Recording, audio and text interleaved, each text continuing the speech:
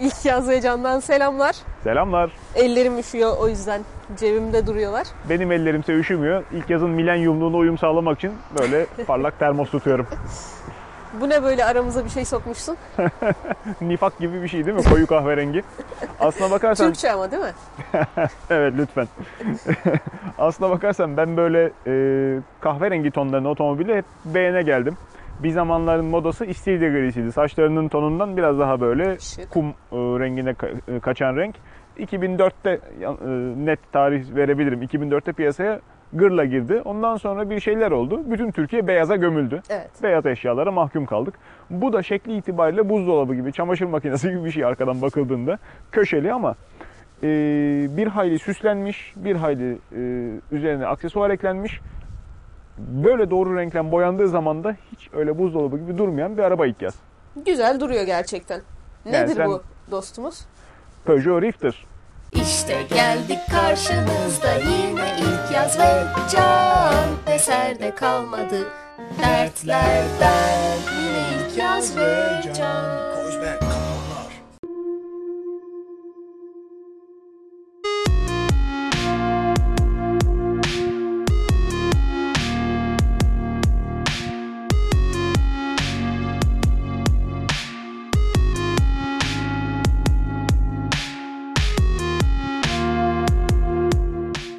Kabin içinden tekrar selamlar.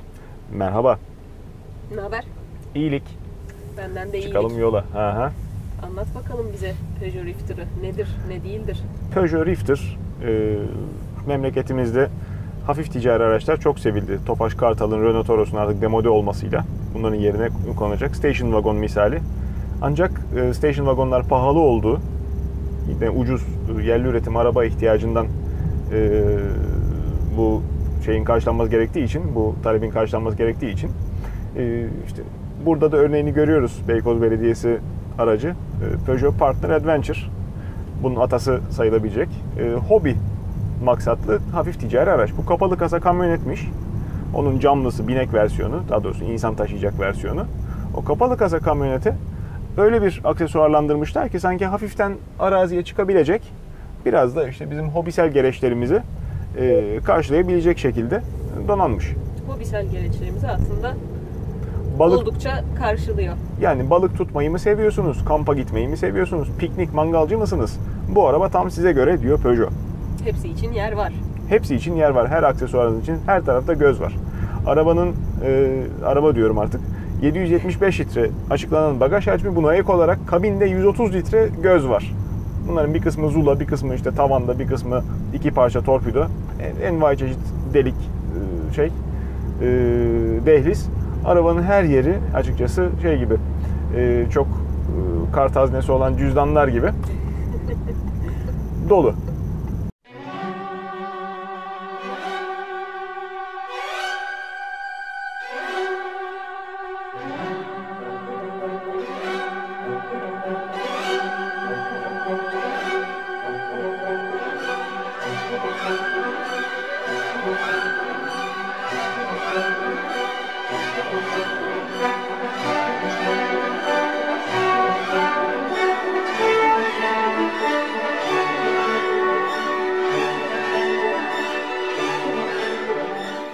Evet, peki teknik detayları?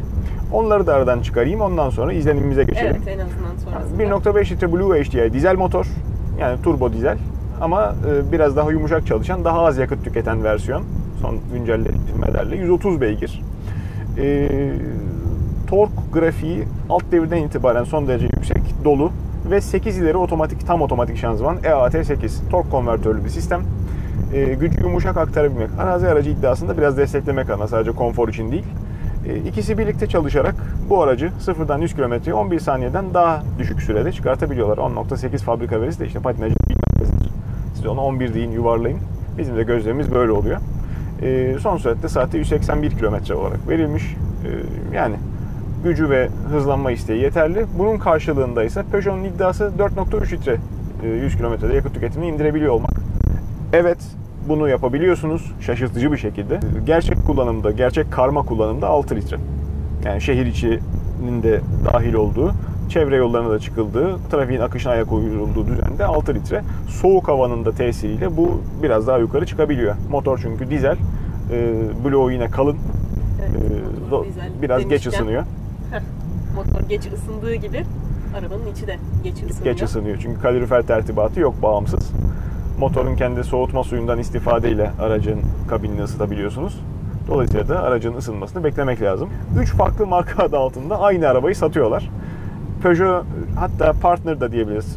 Bunun ticari versiyonu. Peugeot Partner, Rifter, Opel Combo ve Citroen Berlingo. Hepsi aynı araba. Ben de Berlingo diyecektim. Aha. Yani dışarıdan şekilleri biraz farklı, üstlerinde farklı süslemeler var ama teknik altyapıları, her şeyleri aynı. İçlerinde en ayrık duran bu. Zira direksiyon simidi. Peugeot'un yeni iCockpit Design diyorlar buna. Direksiyonun içinden değil, göstergede direksiyonun üzerinden bakıyorsunuz. Direksiyon da böyle küçük, birçok insan bilgisayar şeyine benzetiyor. Şimdi yani ne bileyim, acımasız da olmak istemiyorum ama bu spor araba kullanıyorsanız veya bu direksiyonda manevra ettiğiniz şey daha tepkili, daha canlı bir makine ise, siz daha alçakta oturuyorsanız tamam, güzel bir aksesuar ama Rusların bir videosu vardı. Abi sanayiden dükkandan dükkana giderken direksiyon simidi takmamış, onun yerine anahtar tutturmuş. Böyle hissediyorum yani. Şey olarak yol hakimiyeti tamam, o konuda problem yok ama his garip. Arabayı da olduğundan daha iri algılamama sebep oldu benim. Bilmiyorum sen yani bu irilik hissini nasıl karşılıyorsun? Yani bence binek otomobilden en ciddi farkı, yol konforu başarılı, onu söyleyeyim. Sen de işaret ettiğin gibi çukurları güzel sönümlüyor. Ama gövdeyi biraz sallıyor. Ona mani olamıyor süspansiyon geometrisinden dolayı ve Arada ürkütüyor. Yani çok iri. Büyük bir hacmin içinde seyahat ediyoruz. Tavanda kafayla aradaki boşluğu birazcık böyle şeylerle kurtarmışlar. Ayrı gözler koymuşlar. O Marge Simpson'ın saçı veya işte ne bileyim Monopoly adamının fötür şapkası sığacak kadar boşluk bunda biraz daha izanlı kalmış. O hacimle seyahat hissi ama devam ediyor biraz ticari araçlara özgü. Onun ötesinde bilmiyorum yani, kabinin malzeme seçimi hani bu arabalar genelde ucuz takır tukur plastikleri, zevksiz malzemeleriyle bilinir. İnsanlar o yüzden burun kıvırır. Sen rahatsız oldun mu gövdede kullanılan herhangi bir parçadan kabinde? Aslında çok şık olmuş. Yani direksiyon dediğin gibi küçük olduğu biraz göze çarpıyor. Ama üzerindeki dikişler kabinle birlikte aynı renk olarak yapılması mesela önemli bir detay. Evet, yani çok ince detay. Değer verilmiş, önem verilmiş bir Doğru. burada. Bu GT Line donanımı bu arabanın en lüks versiyon. Teknik verilerde söylemedim ama şimdi söyleyeyim, kapatacak arkadaşlar varsa şimdiden kapatabilirler videoyu. 175.000 lira test aracımızın anlık fiyatı. İşte neredeyse tam donanım. Şu çekiş kontrol, Peugeot'un Grip Control ismini verdiği çekiş sisteminin ayarlarını değiştiren düğmesi eksik ve tabii ki onun bağlı olduğu donanım kalemi eksik. Ayrıca adaptif hız sabitleme ve şey de yok. Şerit takip asistanı da yok. O ikisi eklendiği zaman fiyatı 180.000 liraya dayanıyor an itibariyle. Ama 17 inç jantları, işte gövde uzantıları, bu kabindeki zevkli kahverengi dokunuş, hepsi GT Line'ın imzası. Peugeot'un binek otomobillerinde de bu imzanın etkilerini görüyoruz. İşte artık dijital ekrana geçtiler. Gösterge paneli de bununla uyumlu renge dönüyor. Gerçekten dikişlerin de kaplamayla uyumlu olmasını çok sevdim. Evet, gösterge paneli başka Peugeot'larda olduğu gibi çalışmıyor, simetrik çalışmıyor. Devir saati, yani saat yönünde işliyor yine. Saat yönünün tersine işliyordu 308'de. Yani dijital kadran olan modeller zaten Allah ne verdiyse Fransızlar yasacıklarını kullanıyorlar. Bilmiyorum yani, bana verdiği kalite algısı son derece yüksek. Görüntü olarak dokununca malzemeler takır tukur, sert plastik her yerde. Ama bakışta sorun yok. Çok şık duruyor. Sen güzel bir şey söylemiştin. Evet. Orta konsol tasarımı motosikletleri andırıyor. Aynen öyle. Yani belki pratik olarak çok doğru yerleşim değildir orta konsoldaki. Mesela vites yerleşimi veya düğmelerin yerleşimi, ama bakış olarak, şıklık olarak bir motosiklet gövdesini andırıyor burası. Yakıt deposu değil mi? Yakıt deposu olacak şekilde. Evet. Doğru. Bravo. Yani hakikaten yerleşim nasıl daha iyi yapılabilir? Bu arabanın manuel vites versiyonu, buradan vites kolu çıkacak. İçeride de bağlantı yerleri hala var. Yani bağlantının geçeceği yerler. maliyeti kısmak için otomatik vitese özel sıfırdan bir şey tasarlamamışlar. Bu konsol işte müşterek. Ama o vitesin olacağını, vites kolunun olacağını beklediğiniz yerde çevirmeli vites kumandası. Benim kafama takılan, yani her defasında elim gidiyor. Vites çevirmeli düğme, onun manuel idare butonu var vites kolunun arkasında. Orada sanki park freni olsa, park freni yukarı alınmış. İkisinin yerinin değişmesi galiba daha isabet olur. Çünkü her defasında elim oraya gidiyor arabayı durduracağım zaman. Vitesi boşa alıp park freni çekmek için önce bir manueli yoklayıp ondan sonra park frenine basıyorum. Vites çevirme koluyla ilgili ben de şunu diyebilirim. Bilmiyorum diğer otomatik araçlarda böyle midir ama kendisi mi dönecek, dışındaki halka mı dönecek? Bunu bilemeyip önce bir yokluyorsun. Vites kolu tasarımının da bir standardı yok otomatik viteste. Her üreticinin kendince bir üslubu var. Genelde dizilim aynı olsun, PRND şeklinde gitsin. Gerisi teferruat diyorlar. İşte tam tersine çeviriyorsun eğer kendisinin döneceğini düşünürsen. Tabii. Ama bunda neyse ki dışındaki halkası dönüyor. Evet. O da işte bir zamanlar pedalların yeri bile standart değilmiş. Gazı ortada olan bir sürü araba var. İkinci Dünya Savaşı'ndan önce üretilmiş. Güzelmiş o da. Evet, evet. Düğmelerle ilgili aramızda bir ışık var. Aa, evet. Tavan aydınlatması. Şimdi şuradan şeyde bulayım. Zaten, evet. Aha. Açılsın. Hiç de belli olmadı. Hiç de belli olmadı. Kapansın. Yani bu ışıktan gece rahatsız olup kapatmak istediğinde düğmeyi burada arıyorsun. Şurada arıyorsun. Şurada arıyorsun. En sonunda pes edip ekranda buluyorsun. Evet. Bu biraz düşünülmemiş mi? Yanlış düşünülmüş. Yanlış düşünülmüş. Çünkü bir şeyi en yakınında ararsın. Şimdi evet. Bu nispeten tıraşlanmış versiyon. Bu şey ilk kullanılmaya başlandı. Dokunmatik ekran kullanılmaya başlandığında daha da kötüydü tablo. Şimdi mesela auto start stop sıkça müdahale edilmesi gereken bir donanım dur kalk trafiğinde. Arabanın menüsüne gömülmüştü dokunmatik. Bir de pencereyi açtığın zaman görmüyordum. Pencere biraz aşağı inince çıkıyordu meydana. Kabus. Şimdi hiç olmazsa direksiyonun sol tarafına aşağı gizlenmiş. Tek düğmeyle devreye alınıp çıkarılabiliyor. Havalandırma kumandası dokunmatik ekrana gömülü kaldığında ben çok sinirleniyorum. Elin nemliyken de kullanamıyorsun. Bir de gözünü yoldan ayırmadan bir şeyi bulup da kulakçığı idare etmek mümkün değil. Burada hiç olmazsa düğmelerin hepsi yerli yerinde. O yüzden sevdim. Düğmelerin altında bir de telefon koyma alanı var. Aa, evet. Üstelik kablosuz şarj da var orada. Evet, koyduğun an eğer uygunsa telefonun şarja başlıyor. Uygunsa dediğin şeyse kablosuz şarj. Destekliyorsa. Hı. Velhasıl dokunmatik ekranda ben her şeyin gömülmesini istemiyorum. Bu arabanın etrafına hakim olmak, yani arka çapraz görüş, aynalar yeterince büyük, arkayı gösteriyorlar. Kafamı çevirip de bakınca arka çapraz görüş de fena değil ama arka cam yüksekte kalıyor biraz. Dolayısıyla arabanın arkasında ne olup bittiğini gözle görmek biraz sıkıntı. Park ederken bunu dert olarak görüyoruz. 360 derece görüş kamerası, o yüzden bu araba için kesinlikle alınması gereken bir donanım. Kamera biraz geç açılıyor. Evet. Yeri tarayıp da onu işlemci marifetiyle tepeden görüntüye çevirdiği için o birazcık gecikmesi olan bir uygulama ama işini yapıyor. Kameralar dışarıda, o yüzden kirlenebiliyorlar. O da işin ayrı boyutu. Gerçekten ona çok az özen gösteriliyor. Çok az üretici ona özen gösteriyor kapaklı yapmaya. O da zaten premium markalar tabir edilen modellerde. Bu arabanın kendine has birkaç tane kusuru var. Eski modellerden tanıyanların da bileceği.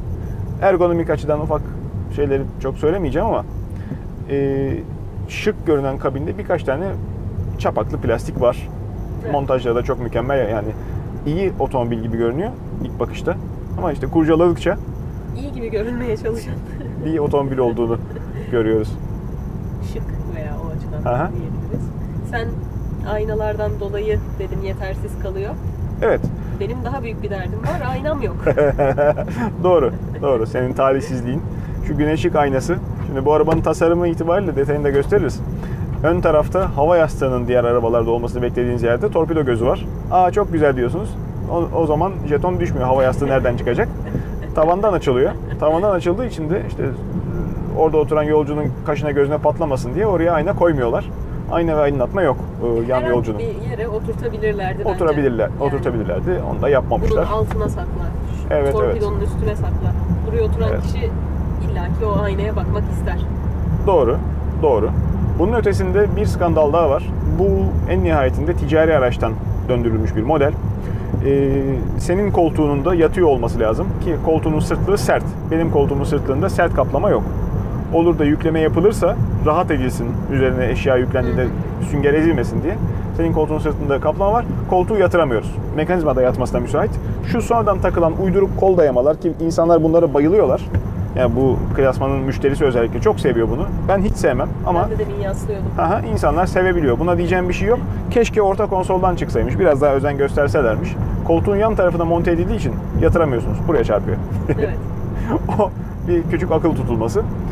Onu geçersek arabanın modeli gereği bunlar ağır yük çekebilsin diye dizayn edilmiş. İskeletleri ona göre yapılmış arabalar. Yan eşikleri çok yüksek.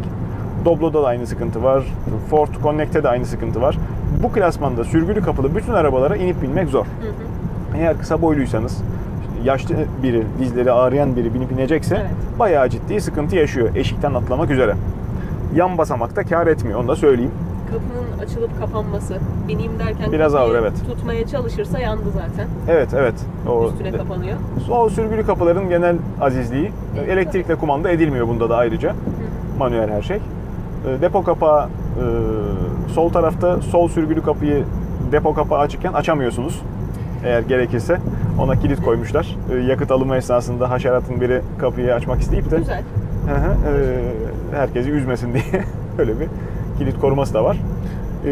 Bu araba hakkında benim yol notu diye vereceklerim bundan ibaret. Yani bak, bagaj kapağını da çok sevdim, onu da söyleyeyim. Cam kapaktan bağımsız açılıyor. Kapak kepenk gibi çok geride durmak gerekiyor açmak için dar park yerinde.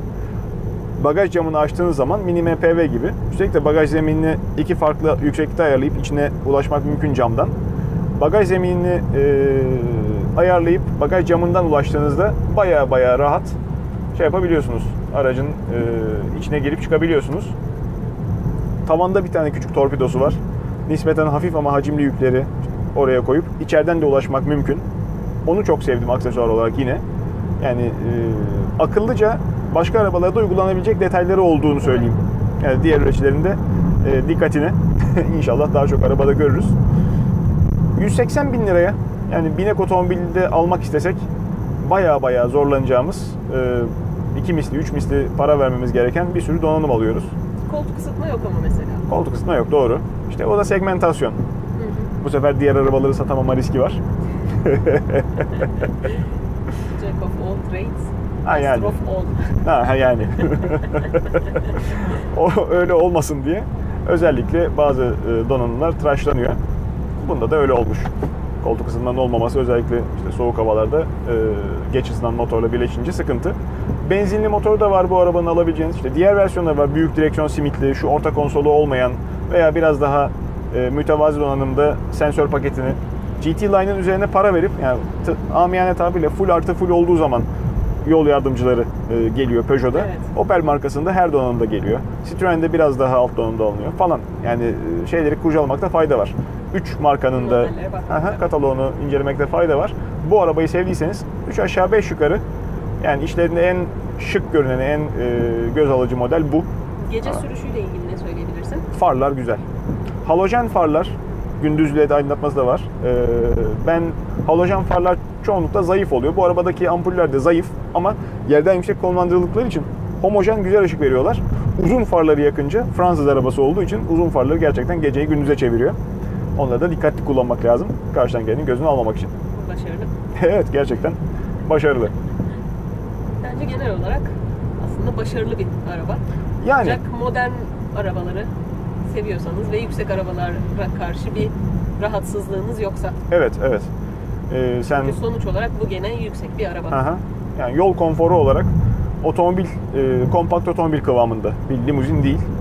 Sık sık uzun yola seyahate gidiyorsanız tamam, yakıt tüketimi düşük ama daha da düşük modeller var. Binek modellere yönelmek daha akıllıca olacaktır. Hobi aktivite aracı. İşte hafif patikalara falan girip çıkabiliyor. Özellikle şu grip kontrol ESP yardımını alırsanız iyi olabiliyor. Ben bu arabayı tavsiye ederim. Emsalleriyle kıyaslanıp alınması taraftarıyım.